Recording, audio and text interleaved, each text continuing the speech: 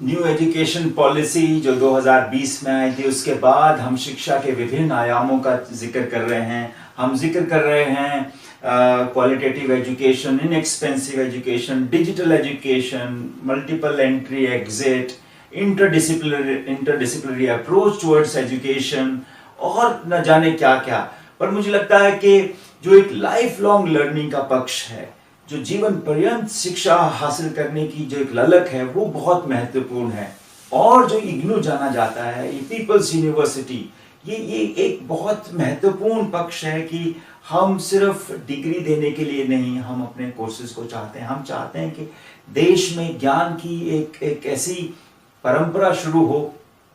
आप देखिए हमारे जो सर्टिफिकेट डिप्लोमा से लेके अंडर ग्रेजुएट प्रोग्राम है, पोस्ट ग्रेजुएट प्रोग्राम्स हैं और जो पीएचडी डिग्रीज हैं, उनके माध्यम से यही वाली बात हम चाह रहे हैं कि क्वालिटेटिव इनएक्सपेंसिव एजुकेशन हो, लाइफ लॉन्ग लर्निंग, जिसमें ना तो कोई उम्र की कोई सीमा हो और ना ही और कोई जो है कोई तरह की बाधा और बंधन हो। आज के इस कार्यक्रम में जब मैं आप लोगों का स्वागत कर रहा हूं, तो मैं आपको एक ऐसी शख्सियत से मिलवाना चाहता हूं जो एक उम्र के ऐसे पड़ाव पे हैं जब लोग बहुत ज़्यादा आप कहें कि शिक्षा की ज़्यादा परवाह नहीं करते हैं। मैं आप सब लोगों का ताल्लुक करवाना चाहता हूँ, इंट्रोडक्शन करवाना चाहता हूँ विनय कुमार जी से। विनय कुमार जी जो अभी 86 इयर्स के हैं और इग्नू से पीएचडी कर रहे हैं और एक उन्होंने पीएचडी के साथ साथ और भी डिग्रीज करी हैं। आइए जानते हैं कि जो विनय कुमार जी का जो एजुकेशनल सफ़र है, एजुकेशनल जर्नी जो है, वो कितनी रोचक रही है। विनय कुमार जी, आपका इस कार्यक्रम में बहुत बहुत स्वागत है। बहुत बहुत धन्यवाद। मैं सबसे पहले ये चाहता हूं कि आप हमारे सभी दर्शकों से अपनी जो ये आपकी जो रुचि है और आपकी जो एजुकेशनल जर्नी, इसमें कोई जो पड़ाव आए उसके बारे में बताइए।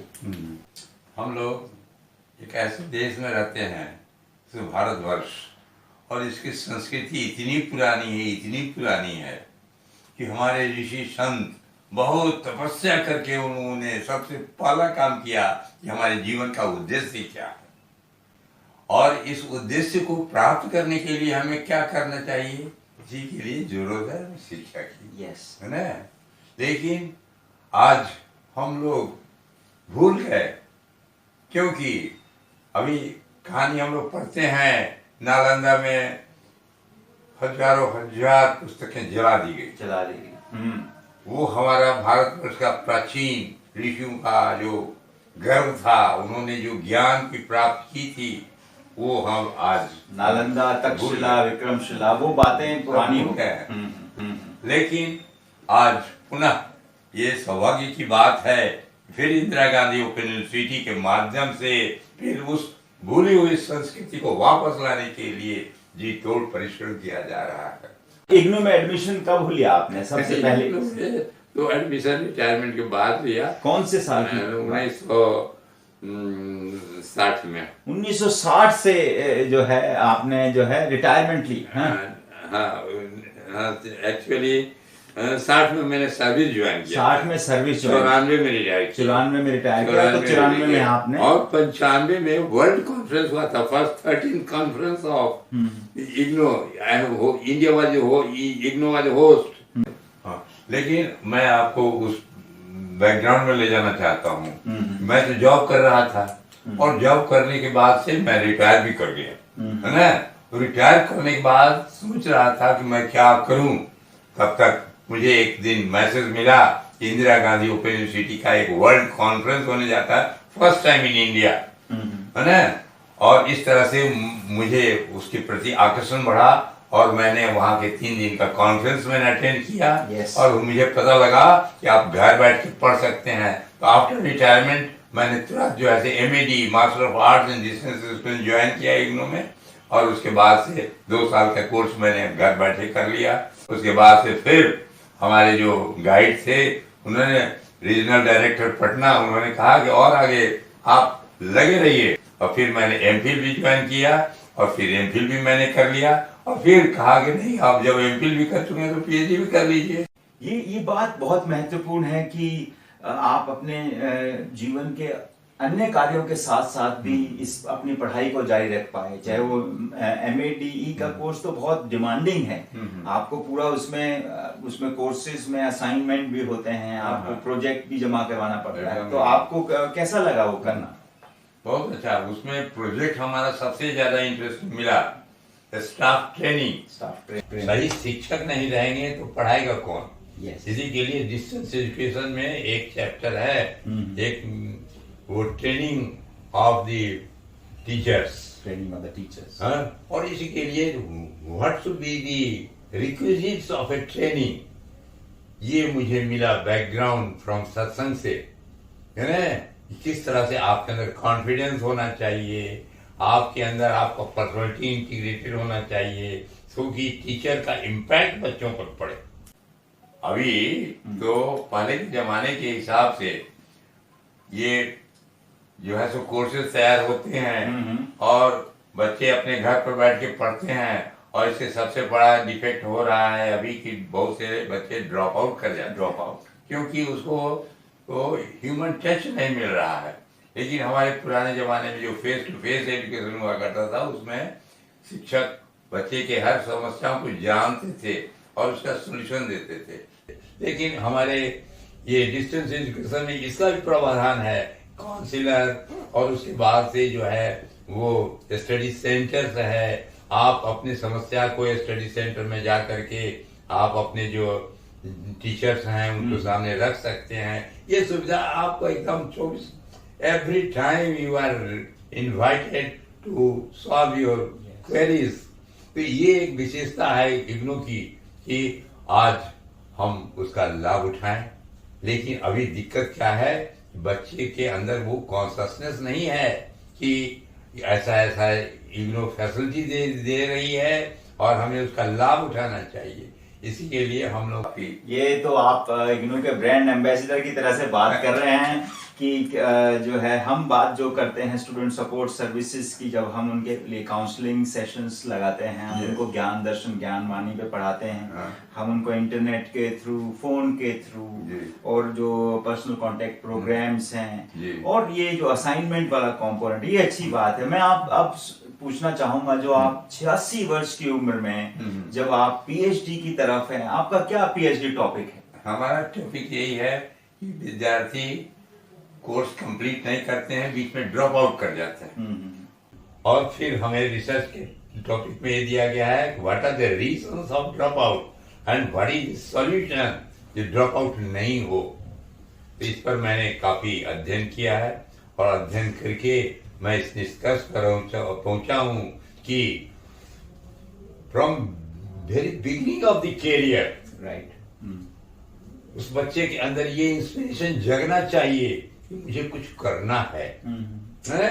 ये कोई कोर्स करने से नहीं, एक्चुअली उद्देश्य है कि हमारी एबिलिटी, योग्यता बढ़ेगी, अपने आप आपको जॉब मिल जाएगा। लेकिन आज हम एबिलिटी को बढ़ाने के पीछे ध्यान नहीं देते हैं, सिर्फ कोर्स कंप्लीट करने से मुझे डिग्री मिल जाए, है ना। लेकिन ये आध्यात्मिकता है, ये दोनों को जोड़ देता है, और साथ साथ आपके अंदर ये प्रेरणा जगती है कि ये मुझे एक आइडियल ह्यूमन बीइंग बनना है, और साथ साथ मेरे पास ऑलराउंड एबिलिटी भी होनी चाहिए। और इसी के लिए मैं अपने इच्छा के अनुसार जो विषय चाहूंगा वो मैं पढ़ूंगा, और एक विषय के बाद दूसरा विषय, तीसरा विषय मैं बहुत कम समय के अंदर वो अपना जनरेट कर सकता हूँ अपने ज्ञान को। ये सब सुविधाएं इग्नू के माध्यम से आज हमें उपलब्ध है, और इस तरह से हम उम्मीद करते हैं कि ये इंदिरा गांधी ओपन यूनिवर्सिटी का जो भविष्य है सारी दुनिया के लिए एक आदर्श के रूप में आएगा, और सारी दुनिया को लोग समझ सकेंगे कि एजुकेशन क्या है।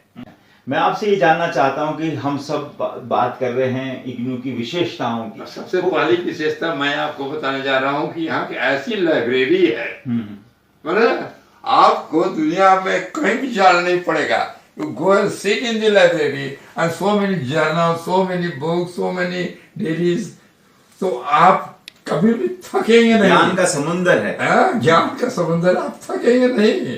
और इस तरह से आप और इस तरह से ये लाइब्रेरी का प्रोविजन आप थक जाएंगे पर मन नहीं थकेगा। मैंने हर स्टडी सेंटर के अंदर लाइब्रेरी का प्रोविजन किया गया है। मैंने जो जहाँ भी है वहीं से विनय जी, आप सब लोग भी तारीफ करते हैं आपको एज ए स्टूडेंट, आपको as a ordinary Indian citizen, आपको इग्नू में कोई ऐसी बात लगती है जिसके प्रति ध्यान जाना चाहिए, जिसके प्रति सुधार होना चाहिए? अब ये अच्छी बात है कि हम तारीफ कर रहे हैं, पर ऐसी कोई बात जो आपको लग रहा है कि नहीं ये इसके प्रति जो है एक और ध्यान जाना चाहिए एडमिनिस्ट्रेशन का, टीचर्स का? इस तरह से ऐसे तो सेमिनार हुआ करता है, लेकिन उसकी फ्रीक्वेंसी बढ़नी चाहिए। फ्रीक्वेंसी बढ़नी चाहिए, स्टूडेंट्स और टीचर की इंटरेक्शन बढ़ना चाहिए। वो जो है ना, दोनों का मीटिंग एक्सचेंज जैसे अभी हम लोग कर रहे हैं, इस तरह के जो संपर्क लगातार गहरा होना चाहिए, लगातार होना चाहिए। इस तरह का सेमिनार हमेशा होते रहना चाहिए। और आप वर्कशॉप जैसे हो रहा है ना, तुरंत आप इनवाइट करते हैं और वर्कशॉप में आप बताते हैं कि किस तरह से हम शिक्षा में और सुधार ला सकते हैं। इसलिए जरूरत है कि वर्कशॉप को मल्टीप्लाई, वर्कशॉप मॉडल पे ज्यादा काम होना चाहिए। Workshop model. तो अब जब आप ये 86 वर्ष की उम्र में जब हैं, जब इस आप कहें कि इस उम्र के इस पड़ाव पे हैं, तो अब इसके बाद क्या, जैसे पीएचडी भी आप कर लेंगे, इसके बाद जो है आप इग्नू से किस तरह से जुड़े रहना चाहेंगे? इग्नू से हमारे गुरुजी ने जो स्पिरिचुअल गाइड है उन्होंने कहा, पहले व्यक्ति, तब दंपति, तब गृह, तब समाज, तब राष्ट्र। और इस तरह से राष्ट्र को अच्छा बनाने के लिए आपको जी तोड़ परिश्रम करना पड़ेगा।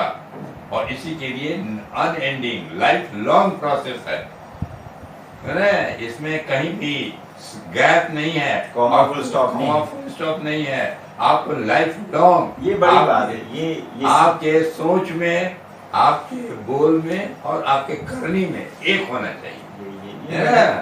ये बहुत महत्वपूर्ण है हमारे युवाओं के लिए, खास तौर पे जब हम बात कर रहे हैं कि आधुनिक शिक्षा जो स्वार्थ को जन्म दे रही है, किस तरह से हमें एक बेहतर समाज, देश और दुनिया के निर्माण के लिए आगे बढ़ना है और अपनी अंदर की शक्ति को बढ़ाना है।